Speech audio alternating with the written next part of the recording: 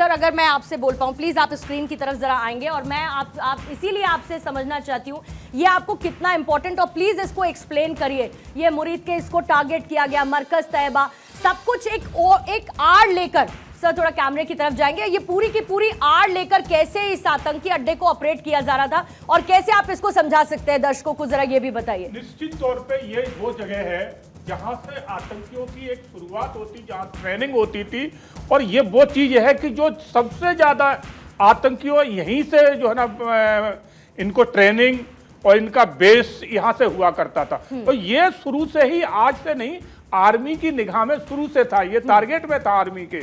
तो आर्मी सबसे पहले आर्मी ने इसको अपने टारगेट में लिया और इसको जिस तरह से टारगेट में लेके और इसकी पूरी जो है सर्चिंग करी गई है, सर्चिंग करने के बाद यहाँ पर जो एयर अटैक हमारा हुआ है। सर इसमें गलत नहीं होगा अगर मैं ये कहूँ कि गोडाउन था टेररिस्ट के लिए? बिल्कुल। और दूसरी बड़ी बात है, ये बताएंगे सर, मैं चाहूंगी आप देखें, क्योंकि ये वो भी जगह था, आप यहीं रुकिए, मैं आपसे बात ही कर रही थी कि ये वो ही जगह है पूर्णिमा, जो गोडाउन तो है ही है, साथ में इसको ऐसा नहीं है कि अभी हमें पिछले 6 महीने 8 महीने साल भर में पता लगा है, इसका एड्रेस भारत सरकार के पास पिछले 1 दशक से है, लेकिन हम कभी भी उस लेवल पर नहीं पहुंच पाए कि कैसे अंदर घुस के मिसाइल दाग सके या अंदर जा सके। इधर आइए जरा, मैं आपकी पहले पोजीशन को मैं क्लियर करती हूं और मैं चाहूंगी कि आप एक कैमरे की तरफ व्यू दे दें, कैमरे की तरफ व्यू दे दें। और अब मुझे ये बताइए, ये कोटली अब्बास है, ये जो येलो डॉट्स इस वक्त नजर आ रहे हैं, इसको भी एक्सप्लेन सर साथ में करते जाइएगा और इसके बारे में भी बताइए, कोटली अब्बास के बारे में। बिल्कुल, ये वो पॉइंट है जिसको आर्मी शुरू से अपने टारगेट में रखा है और यहां से खास करके जितने भी जो टेररिस्ट होते थे, इनको यहां बेसिक ट्रेनिंग से शुरू किया जाता था और आर्मी बार बार इस पे निगाह बनाए रखी थी। वो ठीक है कि कुछ कारणवश थे जो हम इसको हिट नहीं कर पा रहे थे, मगर जब आज मौका मिला है तो इस जगह को हमने हिट किया है। और ये बेसिकली जो कहते हैं ना कि किसी चीज का एक बेस होता है, तो ये जगह वो बेस थी। तो ये आसपास कैसे घिरा रहा, मतलब इसके बारे में क्यों घिरा रहा? एक्चुअली क्या है कि यहाँ का जो पूरा जो क्षेत्र है, ये अगर इसको देखा जाए मैप में, तो ये चारों तरफ से पहाड़ी एरिया है और इसको बनाया इसी हिसाब से था कि ये पहाड़ों के बीच में घिरा रहे, किसी के टारगेट ना बने, किसी की मिसाइल की रेंज में तो ना हमने आए। इसको ड्रोन से पहले आइडेंटिफाई किया, और उसके बाद इस पे हमने हमला किया। ये कुछ और तस्वीरें हैं, जरा देखिए, महमूना जोया की ये तस्वीरें हैं जिसको टारगेट किया गया और बाकायदा प्रेस ब्रीफिंग में इसको भी सर साथ में एक्सप्लेन करते चलेगा। आदित्य आप भी साथ में। बिल्कुल, ये वो जगह है जहां इसको पहले आर्मी बिल्कुल शुरू से इसको निगाह में बनाए थी। यहाँ जो है ना, अक्सर जो वो लोग आया करते थे जो इनके आका हुआ करते थे, और सारे हथियार, बम बारूद का गोडाउन ये जगह थी, इसीलिए पहाड़ों से, घने जंगलों से घिरी हुई जगह थी और इसको टारगेट बनाना बहुत आसान नहीं था। ये सबसे बड़ा हाइडआउट था आतंकवादियों का, उनके सामान का। बिल्कुल, इसको इस तरह से देखा जाएगा। और जो पाकिस्तान के जो टेररिस्ट थे, उनके जो आका थे, उनकी सोच एक्चुअली ये थी कि चारों तरफ से पहाड़ी है तो ये रेडायर में नहीं आएगा, मगर आर्मी के, हमारी भारतीय सेना के पास वो रेडायर है, वो ड्रोन से कि ये कहीं भी बना लें, हम उनको सर्च मार ही लेते हैं। बहुत बड़ा श्रेय हमारी डिफेंस के एडवांस होने का, टेक्निकली इक्विप्ड होने का, वो हथियार हमारे पास होने का, ड्रोन हमारे पास होने का, जो कि चीजों को बहुत इजीली। आदित्य मेरे पास इस तरफ जरा आइए प्लीज, और साथ ही सर आप थोड़ा वॉल की तरफ जाइए ताकि दर्शकों को भी बहुत अच्छे से समझ में आए। अब जरा मुझे ये पूरा इलाका एक्सप्लेन करिए जरा। ये है मरकज तैयबा मुरीद के, और बार बार इसीलिए अब ये है महमूना जोया इस वक्त आ चुका है। थोड़ी देर के लिए एक पिक्चर पर जरा होल्ड करेंगे ताकि उसको अच्छे से समझ पाए। सर शुरू करेंगे। बिल्कुल, ये जो जगह है मरकज तैयबा, ये शुरू से ही इनका एक तो जो इनके आर्म्स होते, अम्यूनिशन होते हैं, जो इनके वेपन्स होते, इनका यहाँ गोदाम था और गोदाम पूरा अंडरग्राउंड था। ये नहीं कि ओपन में कोई ऊपर बनाया हो, ये अंडरग्राउंड बैंकर टाइप जमीन में बनाया हुए इनके गोदाम होते थे। यहाँ पर लाके अपने वेपन छुपा के, और इनके जो खूंखार आतंकवादी हैं वो भी ज्यादा से ज्यादा इसी जगह पे हुआ करते थे। तो भारतीय सेना ने आज 2014 के बाद भारतीय सेना सशक्त हुई है, उनके पास इस तरह के ड्रोन और इस तरह की मिसाइलें आई हैं कि हम हर टारगेट को बड़ा इजी बेस में और उसको हिट कर लेते हैं। तो ये आप तीसरे हिट के बाद की तस्वीरें हैं, पूरी तरीके से ये बदल चुका है। पूरी तरीके से इसको नष्ट करने की जैसी कोशिश हुई, जिस तरीके से इसको तबाह करने की। और ये देखिए सेंटर में इधर इसको थोड़ा सा जूम कर दिया है हमने। अब ये एक और बिम्बर की तस्वीर आ गई है। सर जरा बिम्बर बताइए, ये किस तरीके से इसको पूरा डेवलप किया गया, कैसे ये एक बड़ा हाइड आउट रहा है? ये कोटली है। निश्चिंत ये कोटली वो जगह है कि जहां इन्होंने अपना एक कहते हैं ना कि बेस के तौर पे ले आते थे। और यहाँ जो इनके आका थे वो भी अक्सर यहाँ आया जाया करते थे। इनकी ट्रेनिंग भी कुछ हुआ करती थी। कुछ ऐसे आतंकी थे जिनको छुपा के रखा है, तो उनको भी यहाँ रखा जाता था। तो ये कोटली बहुत अहम जगह रखी इनके हिसाब से थी, मगर सेना शुरू से टारगेट में इसको लिया करती थी, इस लोकेशन को। और जब कल अटैक हुआ है तो ये सब चीजें सेना ने पहले ही अपने टारगेट में, अपने जो रेडार जो होता है उसके रेंज में पहले इनको ले लिया था। इसीलिए इस जगह पे बिल्कुल जो कल सटीक जो है ना हमने अटैक किया, हमारी मिसाइलें गई है और इस जगह पे अटैक करके हमने इनको ध्वस्त कर दिया है। सरजाल का भी थोड़ा सा सर इलाका समझाइए सियालकोट में, क्योंकि ये भी एक आतंकी समूह के लिए बड़ा एक हाइड आउट रहा है, एक ठिकाना रहा है और इसको एक लंबे वक्त से ऑपरेट किया जा रहा था, यहाँ से आतंकी गतिविधियों को ऑपरेट किया जा रहा था।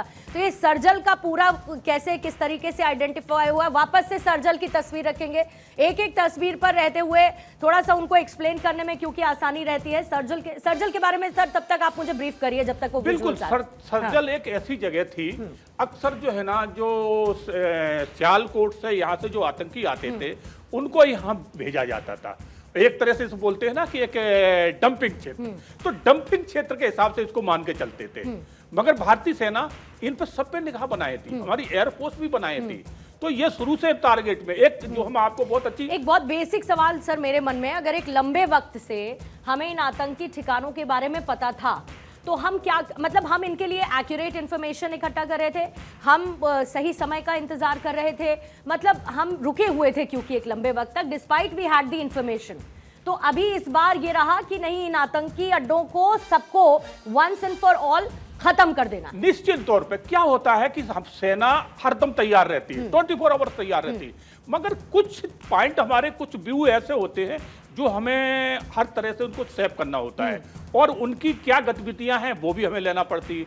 उनके कहां पर रेडार हैं, उनकी कहां मिसाइलें हैं, तो उनको भी हमें लेना पड़ता है। तो सेना ने जो समय लिया है वो अपनी तैयारियों में लिया है। इसका मतलब ये नहीं कि पहले तैयार नहीं थे, तैयार पहले भी थे, मगर कुछ तैयारियां स्पेशल होती है जो हमने इतने दिन में ली हैं और बहुत अनएक्सपेक्टेड हो जाए। बिल्कुल बहुत बिल्कुल, अनएक्सपेक्टेड हो। ये सर सर्जल के विजुअल्स आ गए, जरा इसको बताइए। बिल्कुल, सर्जल के ये वो है विजुअल कि यहाँ पर अक्सर मैंने जो देखा है, आर्मी भी इस चीज के ऊपर निगाह रखती है हरदम कि यहाँ पर इनकी बहुत गतिविधियां तेज चलती थी। और यहाँ एक कहते हैं ना लॉन्च पॉइंट तो था ही था, मगर यहाँ पर आतंकियों के एक अड्डा टाइप भी था। तो ये सज्जल पॉइंट जो है ना शुरू से एयरफोर्स ने इसको अपने टारगेट में लिया हुआ था, एयरफोर्स के टारगेट में शुरू से था। तो कल जिस तरह से जो ये टारगेट में जो पॉइंट पहले से हमने लिए थे, कहते हैं ना कि तो हमने जो अभी जो 10 दिन का 12 दिन का जो समय लगा है वो इसीलिए लगा है कि इन जितने ये टारगेट थे इनको पूरा हमने फर्स्ट में रखा है कि फर्स्ट में किसको लेंगे, सेकंड में, थर्ड में किसमें, और कौन किस टारगेट में कौन हिट करेगा। नेवी कहां करेगी, एयरफोर्स कहां करेगा, आर्मी कहां करेगी। तो ये सारे आज के इस ऑपरेशन में तीनों एंगेज थे।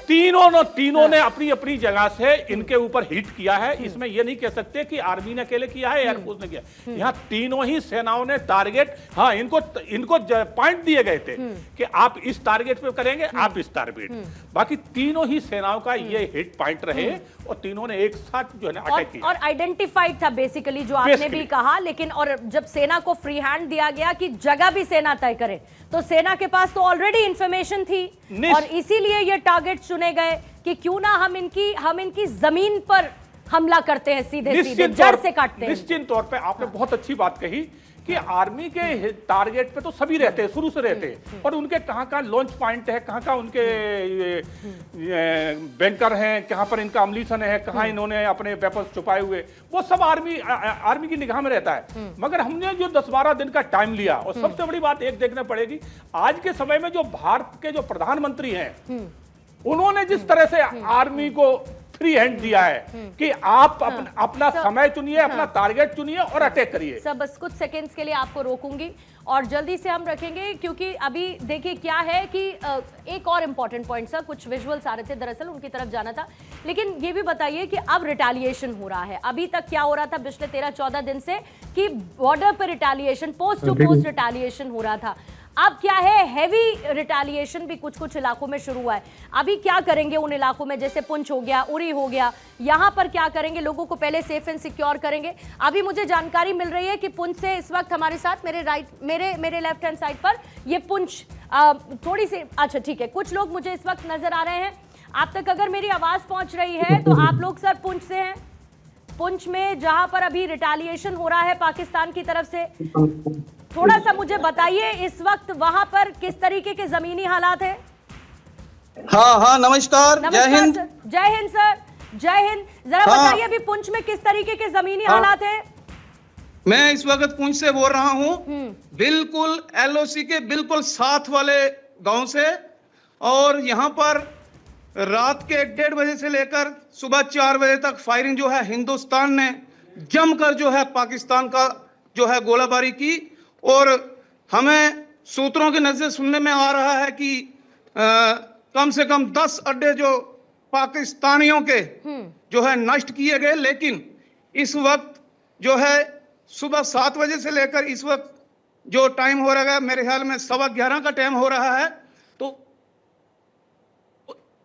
जो पाकिस्तान है वो पूरी शेलिंग जो है, पूरा जो है उसने शेलिंग कर रहा है पूरे पुंछ पार पुंछ सिटी में। इस वक्त लोगों में बहुत ही क्रोश है और मासूमता के साथ लोग अपने अपने घरों में हैं। लेकिन हम लोग बिल्कुल हिंदुस्तान के साथ हैं। जितने भी लोग हम यहाँ पर बॉर्डर एरिया पर रहने वाले हैं, एक ही बार जो है पाकिस्तान को जो है मुंह तोड़ जवाब जो है देना चाहिए, क्योंकि हिनट्ठे लोगों को जिस पर प्रहार करके उनका क्या कसूर था, जिन्होंने पहलगाम पर जो धर्म पूछ करके वहां पर उन जो हमारे मासूम वहां पर गए हुए थे, उनका जो है उनके ऊपर गोलियां बरसा के उनका धर्म पूछ के उनके साथ जो है उनको मौत के घाट उतारा गया। हम गवर्नमेंट के साथ हैं, हम भारतीय सेनाओं के साथ हैं, बिल्कुल शाना बिशाना। मैं राजेश रैना, हमारे फोरफादर जो थे, जो विभाजन हुआ था 47 में, तो उस वक्त भी हमारे जितने भी लोग थे रिफ्यूज हुए थे वहां से। तो कोई जम्मू गया था, कोई राजौरी में था, हम सब लोग जो हैं पीओके के रहने वाले हैं। बिल्कुल हम अपनी गवर्नमेंट के साथ हैं और हम बिल्कुल शाना बिशाना अपनी आर्मी के साथ, जहां जितने भी लोग हैं इस वक्त जो मानवता के साथ हैं, जो इंसानियत का सबूत दे रहे हैं। पुंछ के अंदर क्या हिंदू मुस्लिम सिख ईसाई का जो भाईचारा बिल्कुल कायम दायम है। राजेश जी, अभी आपसे बहुत सारी बातें करनी है, मैं दोबारा से आपके पास लौट रही हूँ, सिर्फ ये कहते हुए कि पहली प्राथमिकता आप लोगों के सुरक्षित रहने की है और इसीलिए जितना महफूज रह सकते हैं उतना महफूज रहिए। मैं आपके पास फौरन वापस लौटूंगी, लेकिन पहले हिट के बाद की ये तस्वीरें मरकज तैयबा मुरीदके की है और यहाँ पर आपको सीधे ऐसे स्ट्राइक होती हुई नजर आएगी। ये पूरा का पूरा इलाका, ये देखिए आफ्टर हिट 1, ये है सेंटर पॉइंट, ये सबसे पहला हिट है जो किया गया है। इसको हम लगातार आपको, अब देखिए ऊपर से आपको ये हिट नजर आएगा, ये यहाँ पर सीधे ये आता हुआ, फिर उसके बाद ये पहला हिट, उधर हिट। सर जरा काउंट करते जाइए और मुझे प्लीज हेल्प करिए इसको समझाने। बिल्कुल बिल्कुल बिल्कुल। ये जो है सेंटर पॉइंट आ जाते हैं। इनको जो है ना आर्मी और एयरफोर्स दोनों ही पॉइंट आउट किए हुए थे और जब इनको पॉइंट आउट कर लिया था तो उसी टाइम इनको अपने रेंज में लेके और ये भी डिसाइड कर लिया था कि हमें इसके यहाँ पर कौन सी मिसाइल दागना है, जिस मिसाइल को यहाँ भेजना है जो इसको लक्ष्य को तरी भेज सके। तो उसी हिसाब से इसको पॉइंट आउट करके और कल जो यहाँ पर जो मिसाइलें जो दागी गई हैं, अब मैं उनका पर्टिकुलर नाम नहीं लेना चाहूंगा, कुछ बातें सिक्योरिटी की होती है। तो ये सारे पॉइंट पहले जितने भी हैं, ये पॉइंट व्यू सब पहले अपने टारगेट में लिए हुए थे।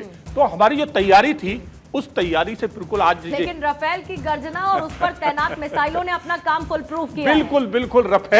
राफेल जब से हमारे हिंदुस्तान में आए हैं, ये सत्य है कि हमारे हिंदुस्तान की बहुत बड़ी ताकत बढ़ी है और सबसे बड़ी ताकत जो आज की तारीख में बढ़ी है वो हमारे प्रधानमंत्री की देन है। क्योंकि कहते हैं जिस देश का शासक ताकतवर होगा, जिसका मनोबल अप होगा, उस देश को कोई कहीं पीछे रख नहीं सकता है। तो आज जिस तरह से आप ये देखिए, रात की जो मैं आपको बड़ी एक अंदरूनी बात बता रहा हूं, जब ये अटैक हुआ है तो प्रधानमंत्री खुद बार रूम में बैठ के और इसकी पूरी जो है ना वार्निंग कर रहे थे। तो ये जब प्रधानमंत्री देश के साथ है, आर्मी के साथ खड़ा है, तो आप हमारी सेना तो फिर कमजोर कहीं है ही नहीं। तो ये पॉइंट जो लिए हैं बहुत चुन चुन के लिए गए हैं, और अभी भी आगे आप देखते जाइए अगर, और जो इन्होंने जो छुटपुट घटना जो बॉर्डर पे की है ना, इसके लिए तो हमारी बीएसएफ और हमारी वहां आर्मी जो खड़ी है वो इनको मुंह तोड़ जवाब दे रही है, क्योंकि अब वो पहली वाली बात नहीं रही है। पहले क्या होता था, मेरे अपने टाइम की बात बता रहा हूं, अगर हमारी पोस्टों पे अगर पाकिस्तान एक फायर कर देता था तो हमें जवाबी फायर देने में बड़ा परमिशन लेना पड़ती थी। मगर आज के हमारे ऐसी बहुत सारी बातें हैं सर, और मुझे लगता है कि इन बातों के बारे में कभी खुलकर बात नहीं की गई। बातें ऐसी भी हैं कि कई बार उस पार से ऐसी बहुत उकसावे वाली बातें की जाती थी, साथ में यह भी कहा जाता था कि कर क्या लोगे, बिल्कुल बिल्कुल कर क्या लोगे, और ऐसे में यहां से वाकई में कोई रिटेलिएशन नहीं हो पाता था। और ऐसी बहुत सारी बातें जिनका जिक्र करना मुझे लगता है नहीं करना चाहिए, तो ज्यादा बेहतर है, शायद इसीलिए भी आपने उन बातों का जिक्र ना करना चुना है। लेकिन अब उलट गया है, अब उधर से एक बात होती है तो इधर से 4 बात जा सकती है। क्यों? क्योंकि आपको फ्री हैंड मिला हुआ है। अच्छा, ये जो मेमोना जोया, ये जो जगह है सर, अब यहां को थोड़ा सा हम और एक्सप्लेन करते हैं। मैं सबसे पहले ये पूरा का पूरा इलाका कैसा है ये समझना चाहती हूं, यहां पर कौन कौन से पॉइंट रहे जिनको आइडेंटिफाई किया गया था ये समझना चाहती हूं, कैसे अटैक किया, कितना बड़ा नुकसान मेमोना जोया में हुआ होगा एक्सपेक्टेड, कितने आतंकियों की मौजूदगी होगी, पॉइंट पॉइंट करके चलते हैं सर।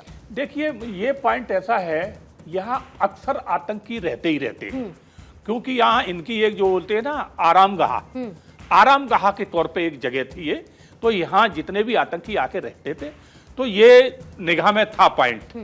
तो जब देखा कि हाँ, और ये भी गतिविधियां देखी जाती हैं हमारे ड्रोन के माध्यम से, इनकी गतिविधियां कि यहाँ कितने लोग आ रहे हैं, कितने जा रहे हैं, तो उसी हिसाब से देखने के बाद इस पॉइंट को भी लिया गया।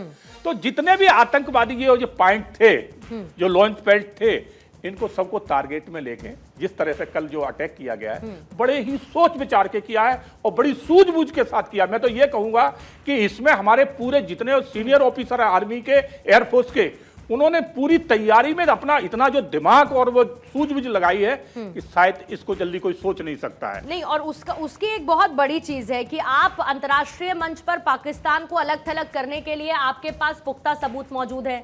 आपने ये मेक श्योर किया कि किसी भी इंटरनेशनल लॉ को आप ना तोड़ें। अभी प्रेस ब्रीफिंग में इस बात का भी जिक्र किया गया कि हमने हमला जो किया है, जिनको खत्म किया है, वो दरअसल आतंकी कैंप हैं। हमने किसी सेना के ठिकाने को निशाना नहीं बनाया, हमने किसी सिविलियन को टारगेट नहीं किया। तो ये सब बहुत ही फुल प्रूफ और स्ट्रैटेजिक प्लानिंग है, ताकि अगर डोजियर और कुछ दस्तावेज भी है सर, थोड़ी देर बाद उनकी डिटेल्स भी 9 ठिकानों की और जो डोजियर में जिनकी मेंशनिंग है वो भी आनी शुरू हो जाएंगी। लेकिन ये मेक श्योर किया गया कि कोई लूप होल नहीं हो, कल को कोई कुछ कहे ना। निश्चित तौर पे इसके लिए पूरा हमने उनको सबूत पहले बहुत देते रहे, अब तो हमने सबूत देना बंद कर दिए, मगर अंतर्राष्ट्रीय नहीं था। हाँ, क्योंकि पहले हम, अगर हमारी जो पिछली सरकारें थी तो उनकी सोच रहती थी कि इंटरनेशनली भी सर सबके अपने अपने वेस्टेड इंटरेस्ट थे, तो आप पाकिस्तान को डोजियर सौंपिए तो 4 खड़े हो जाएंगे, पाकिस्तान अपनी विक्टिम प्लेइंग करना शुरू कर देगा। लेकिन अभी उसके पास वो मौका नहीं है ना। और सबसे बड़ी बात यह है कि आज किसी को कौन रोकने वाला है? आप बताइए, इजराइल पे जब अटैक हुआ, इजराइल किसी की बात मानी? उसने अपनी रक्षा करी, अपने नागरिकों की करी, तो उसको निपटा दिया पूरा। इसी तरह से आप रसिया में देखिए, रसिया ने अपनी रक्षा करने के लिए उसने किया। तो हिंदुस्तान का भी अधिकार बनता है कि हमारे ऊपर आप निर्दोष हमारे नागरिकों के ऊपर इस तरह का अटैक करेंगे तो हम बिल्कुल अपनी आत्मरक्षा में वो कदम उठाएंगे जो आपको याद रखना पड़ेगा। तो वही कदम हमने उठाया है। और अगर पाकिस्तान इसका जो है ना दोबारा अगर कोई अटैक करता है तो इससे भी बड़ा जवाब दिया अच्छा, ये बिम्बर जरा मुझे सर समझाइए, क्योंकि ये पूरा का पूरा रिहायशी इलाके के बीच में आपने एक हाइड आउट बना रखा था। ये सेंटर में आते हुए ये आपने पूरा का पूरा हाइड आउट, ये देखिए यहाँ पर, इसको हम थोड़ा सा और क्लियर करके चलेंगे। यहाँ पर आपने टारगेट किया। आप सोचिए कि रिहायशी इलाके के बीच में रहने का मतलब क्या है कि आपने उनको और ज्यादा एक ऐसे सेफ जोन में रख दिया क्योंकि आसपास लोग भी रहते हैं। निश्चित तौर पे ये इनकी सोच क्या रहती, खास करके पाकिस्तानी जो सेना है और पाकिस्तान की जो ISIS है, इनकी सोच है कि आतंकवादियों को पब्लिक के बीच में छुपा के रखा जाए जिससे इनके ऊपर अटैक ना हो सके। तो इसलिए पब्लिक किस मुंह से बात करते हैं पाकिस्तानी फिर कि हम तो आतंकवाद से पीड़ित हैं? किस मुंह से बात करते हैं? आपने रिहायशी इलाके के बीच में आपने आतंकी कैंप बना के रखा है। नहीं तो ये तो उनकी सोच है। हाँ। यही उनका कहते हैं ना चेहरा चरित्र पाकिस्तानियों का और सेना का यही है कि ये आतंकवादियों के पब्लिक के बीच में छुपा के रखते हैं। आज देश में आप कहीं भी आतंकवाद का अगर कोई अटैक होता है, अगर वो छुपता है तो पाकिस्तान में आके मिलता है। जब आप 11 का देख लो ना आप सर, पूरे अभी प्रेस ब्रीफिंग में जब ये कहा गया कि 10 सालों में 600 सैनिक हमारे शहीद हुए, ये मुझे लगता है पूरा बदला किस तरीके से। अच्छा, पुंछ से कुछ लोग जुड़े हुए हैं जिनसे हम बात भी कर रहे थे लगातार। कुछ सवाल सर आप भी लेना चाहें तो जरूर लीजिएगा। जय हिंद सर, आप इस वक्त पुंछ के इलाके में हैं, मुझे ये बताइए कि आप लोग सुरक्षित हैं? आपके सब लोग परिवार वाले सुरक्षित स्थानों पर हैं? किस तरीके से वहां पर अभी जमीनी हालात बने हुए हैं? और मुझे बताइए, और बहुत ज्यादा उधर से गोलीबारी हो रही है क्या दूसरी तरफ से? हाँ, ऐसा है। हम अपने देश के प्रधानमंत्री जी पर बहुत बड़ा एक विश्वास करते हैं, क्योंकि उन्होंने सिर्फ और सिर्फ जो है मिलिटेंटों के जो ठिकाने थे, अड्डे थे, जहां से वो तैयार करके मिलिटेंट भेजता था, वहीं उन्होंने अटैक किया और आम किसी जनमानस को अटैक नहीं किया। लेकिन ये पाकिस्तान की नापाक हरकत इस वक्त पुंछ की सिटी के अंदर इस वक्त उसने सिविलियन पर जो है अटैक करना शुरू कर दिया है, और जिससे कम से कम 200 गोला जो है तोप का उसने पूरे डिस्ट्रिक्ट पुंछ सिटी उसने आम जनमानस पर आर्मी को छोड़ करके सिविलियन के ऊपर जो है अटैक कर रहा है। उसको शर्म आनी चाहिए, शर्म से डूब के मरना चाहिए उसको, पाकिस्तान को। क्योंकि हमारे मैं आपसे एक थोड़ा सवाल लेना चाहूंगा। ये पुंछ राजौरी जो है ना पूरा बॉर्डर का क्षेत्र है, यहाँ बॉर्डर लगता है और यहाँ आम हमारे जो सिविलियंस हैं वो भी काफी लोग रहते हैं, क्योंकि मैं खुद भी यहाँ पोस्टेड रहा हूँ पुंछ में। तो अभी जो बॉर्डर पे जो लोग हैं, क्या वो सेफ हैं? उनके अपने अपने बैंकर तो शुरू से ही अपने घरों में बैंकर बना रखे हैं, साइट में भी बना रखे हैं। तो मैं यही कहना चाहूंगा कि आप लोग सेफ रहिए, जो आपके बैंकर हैं आप उनमें पोजीशन लेके रहें और उनकी गोलाबारी से खास करके बच के रहें। और अभी जो दिन में अटैक हो रहा है, रात में हो सकता है इससे ज्यादा वो अटैक करेंगे। रात में ज्यादा अटैक होगा तो मैं यही कहूंगा आप अपने गांव वालों को और इनको सबको समझाएं कि रात के टाइम बैंकर से बाहर न निकले, बंकर में सेफ रहें सर। जी हाँ, घर भी इस वक्त सर, घरों जो बोलिए अटैक जो है वो जो मिलिटेंटों के पीओके में जो उनके ठिकाने थे उनको नष्ट कर रहे हैं। लेकिन पाकिस्तान जो है अपनी नापाक हरकत से अभी भी बाज नहीं आ रहा है और आम सिविलियन पर इस वक्त पुंछ सिटी में उसने अटैक करना शुरू किया है, क्योंकि वो हमारी आर्मी के साथ बिल्कुल जो है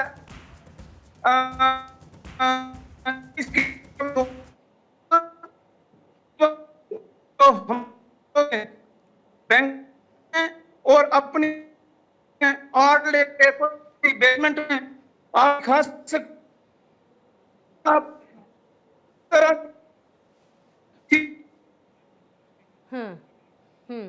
देखिए, महज 2 किलोमीटर सर दूर ये, और बस यही कहते हुए कि आप लोग सेफ रहे। पहले कुछ क्षतिग्रस्त घर भी हुए हैं, वो भी हम तस्वीरें देख रहे हैं, लेकिन सबसे इम्पॉर्टेंट ये साथ में देखिए विजुअल्स चल रहे हैं किस तरीके से थोड़े बहुत क्षतिग्रस्त ये घर, ये इमारतें इस तरफ हो रही हैं। और जो अभी हमने कोशिश इसीलिए पुंछ में बात करने की कोशिश की क्योंकि महज 2 किलोमीटर से सर बहुत इंपॉर्टेंट आपने बताया कि आप वहाँ पर पोस्टेड रहे।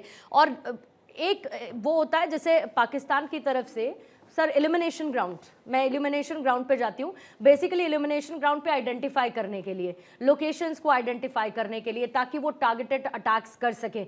अभी कुछ समय से ये सीजफायर मतलब वायलेट नहीं हो रहा था। अभी जब सीसीएस की बैठक हुई और 5 बड़े फैसले भारत ने लिए, उसके बाद से ये ज्यादा शुरू हुआ। बौखलाहट तो इनकी थी ही, लेकिन इस तरीके की तबाही भारत मचा देगा ये बहुत मुश्किल लगता है मुझे कि इन्होंने इस लेवल पे इस एस्केलेशन को एक्सपेक्ट किया होगा। नहीं, इनकी क्या है, पाकिस्तान की आर्मी की इनकी सोच शुरू से ये रहती थी कि ये भारत शायद वही है पहले वाला, 2014 से पहले जो हुआ करता था कि हमने अटैक कर दिया, वो हमारे पास एक डोजियर भेज देंगे और हम उसको डस्टबिन में डाल देंगे। तो इनके दिमाग में आज भी वही भरी। और दूसरे क्या है कि एक और अच्छी बात बताना चाहूंगा कि हर देश के पास एक आर्मी हुआ करती है, मगर पाकिस्तान की आर्मी के पास देश है। पाकिस्तान वहां की अनफॉर्चुनेटली बिल्कुल वहां की सेना देश को चला रही है, ना कि वहां की सरकार सेना को चला रही है। तो वहां सेना अपने वर्चस्व को बनाए रखने के लिए, क्योंकि सेना का वहां विरोध हो चुका है पाकिस्तान के अंदर, तो सेना अपनी भूमिका बनाए रखने के लिए कि हम, तो इसलिए इस तरह की ये हरकतें करवा रहे हैं। मुनीर का क्या होगा इसके बाद? देखिए असीम मुनीर का क्या होगा? देखिए असीम मुनीर वहां का एक ऐसा जनरल है जो अपने आप को यह दिखाना चाह रहा है कि पाकिस्तान का सिर्फ मैं ही अकेला जो हूं, इसको चला सकता हूं, कोई चला नहीं सकता। मगर उसका सबसे ज्यादा, जितने भी जनरल बने हैं, सबसे ज्यादा अगर विरोध हो रहा है पाकिस्तान में तो मुनीर का ही हो रहा है। और आपको बहुत एक अच्छी बात बताना चाहूंगा कि मुनीर हमारी बिल्कुल टारगेट में है, और जिस दिन हो गया उसको हिट करने का, क्योंकि सबसे अगर ये आतंकी हमला हुआ है तो ये मुनीर तो नेक्स्ट लेवल लेकिन एस्केलेशन हो जाएगा ना सर, क्योंकि अभी तो हम ये कह रहे हैं कि हमने कोई सेना के ठिकानों को टारगेट नहीं किया, हमने सिविलियंस को नहीं किया, हमने उनके जगहों को कोई टारगेट नहीं किया। ये तो मुझे लगता है कि ये खुद पाकिस्तान को करना चाहिए अब। मतलब अगर उनको चाहिए कि आगे उनके सुकून से कुछ साल बीते और आतंकवाद से वो पूरी मुक्ति पाले, तो ऐसे लोगों से तो गेट रिड उनको खुद ही करना पड़ेगा ना। मैं एक आपको बहुत अच्छी बात बताना चाहूंगा कि पाकिस्तान की सेना पे टारगेट लेना पड़ेगा, उसके ऊपर अटैक करना पड़ेगा, क्योंकि उनके यहाँ सिविलियन की कोई वैल्यू नहीं है। सिविलियन की अगर उनके यहाँ वैल्यू होती तो वो ये आतंकवादी बनाएंगे नहीं। मतलब आप कह रहे हैं अटैक दरअसल टारगेट पे रावलपिंडी होना चाहिए। बिल्कुल, क्योंकि हमारे यहाँ जो भी अटैक होते, जो भी आतंकवादी आते हैं, वो सेना भिजवाती है, और सेना के ऊपर अटैक जब तक सैनिक नहीं मरेंगे वहां के, तब तक उनको कोई फर्क नहीं पड़ेगा। वापस एक बार जरा पुंछ चलते हैं, वहां से जो परिवार वाले जुड़े थे वो कुछ कहना चाह रहे हैं, उनको जरा स्क्रीन पे रखेंगे मेरे लेफ्ट हैंड की तरफ। हाँ बिल्कुल ऐसा है कि पुंछ के अंदर नापाक पाकिस्तान ने जो इस वक्त सिविलियन पर अटैक किया है, सुबह 6 बजे से लेकर इस वक्त तक 200 से ऊपर तोपों के गोले उसने सिविलियन पर फेंके हैं। लेकिन हम ऊपर वाले की दवा से हम अपने अपने शेल्टर के अंदर हैं, और हमारा लगता है कि हमारा सिविलियन का नुकसान भी हुआ है, लेकिन अभी लोग डरे हुए हैं। लेकिन आप देख सकते हैं, ये देखें आप, ये आपको बिल्डिंग नजर आ रही है, इसके नीचे कैसे लोग, छोटे छोटे बच्चे जो हैं शेल्टर लेकर के यहाँ पे बैठे हैं। आपसे थोड़ी बहुत भी बात हो पा रही है, आपसे थोड़ी बहुत भी बात हो पा रही है तो सर वहां की तस्वीरें हमको मिल पा रही हैं। छोटे छोटे बच्चों के लिए बड़ा मुश्किल, और ऐसे में ये जो पूरे बॉर्डर के इलाके हैं, एलओसी के आसपास के इलाके हैं, बहुत कम विसिनिटी, क्लोज विसिनिटी वाले, इन लोगों के लिए बड़ा मुश्किल ऐसी स्थिति में हो जाता है। जाहिर बात है कि इनको एक्स्ट्रा शेल्टर्स की भी ज़रूरत होगी, इनको आने वाले समय में बहुत सारे सामान की आपूर्ति भी करनी होगी ताकि अपने बंकर्स में सेफ रह सके, क्योंकि सबसे पहले हिटिंग पॉइंट पर रिटेलिएशन में यही लोग आते हैं। निश्चित तौर पे क्या है कि पाकिस्तान की जो वहाँ छोटी छोटी भी जो गनें होती हैं, उनकी रेंज में भी ये गांव आ जाते हैं। क्योंकि ये जो बॉर्डर लाइन है बिल्कुल उसके नज़दीक है, क्योंकि इनकी ज़मीन है, इनके घर गांव सब लगे हुए हैं, क्योंकि मैं उस क्षेत्र से बहुत वाकिफ हूँ, तो बिल्कुल लगा हुआ है। तो पाकिस्तान की अगर 100 mm की भी गन है तो उसके रेंज में ही आ जाते हैं, और ये इस टाइम ये 100 mm की ही जो है ना फायर आ रही होगी वहाँ पर। तो मगर शुरू से सेना ने इनको ब्रीफ करती रहती है, सेना इनके गांव में, इनके उसमें आते हैं हमारे सेना अधिकारी, और इनको ब्रीफ करके जाते हैं कि अगर हमारे साथ बाहर और इस तरह की हर कोई बात होती है तो आपने अपने आप को किस तरह से कैमोफ्लाई करना है। तो वो चीज हो रही है, इनके हर घर के साथ बंकर बना के दिया हुआ है, और बिल्कुल उसके साथ अपना ये हर तरह से कैमोफ्लाई कर रहे हैं। सर एक सेकेंड,